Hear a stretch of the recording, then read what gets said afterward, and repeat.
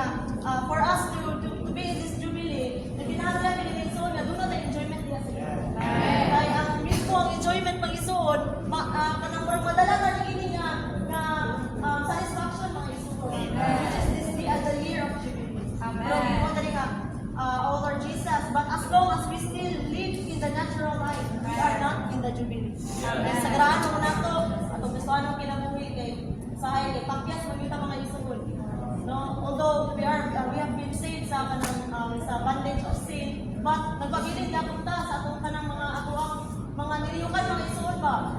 No, although na-save ang atuang life niya sa Ginoo nga isuod, but are living kay napabilin nga dahil ako daan.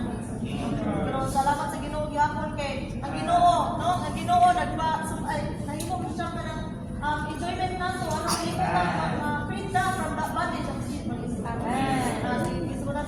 When we enter into the jubilee, we return to our possession and to our family. We return to God as our possession and to the family, the house of God. Sama rin ko na prodigal son. No, nailayo siya, pero nakibalik niya, nagyapon siya dyan sa suod. Monay kuhan sa jubilee mo yung suod. Although nahilayo man ta, pero nakibalik ta mo yung suod. When we enjoy Him, we obtain freedom. Without God, may suod. Tanan atong ipangtuhat, isa pa man atong pag-eskwela, ang atong pagpanarbaho, ang atong mga plano sa kinabuhi, ganun ang pagkano sa kinabuhi. Kanina may suod, kung wala ang Ginoo, all of these are sufferings. Tanan mga isuod, sufferings na ganyan nato mga isuod. Pero kung naatay Kristo may suod, tanan na yung mga isuod, at mahimo ditang matagbaw mga isuod. Kaya kung diha niya, siya ka na tinuod na tagbawan, kung siya ka na tinuod na jubileo mga isuod.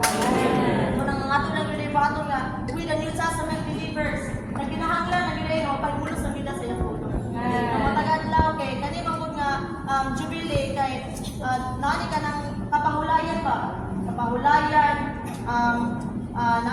instead of kalinaw, kalipay, but sa tuwang, pero sa tuwang, sa mo ba maisuon kay, instead of being in resurrection, napabilig ako sa natural na kinasinig. Salamat sa Ginoo nga, ato lang yun i-invite ang Ginoo sa ato ang unang pa sa enjoyment sa brother ba? Sa niya sa among GC.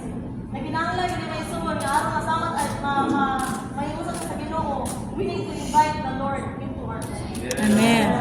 Kanunay may suwon, sa pamagalit sa tuwang kanang pag-eskwela sa among pag-estudyante. Nagkinahanglan yun may suwon nga kami mahiusap yun po sa Ginoo.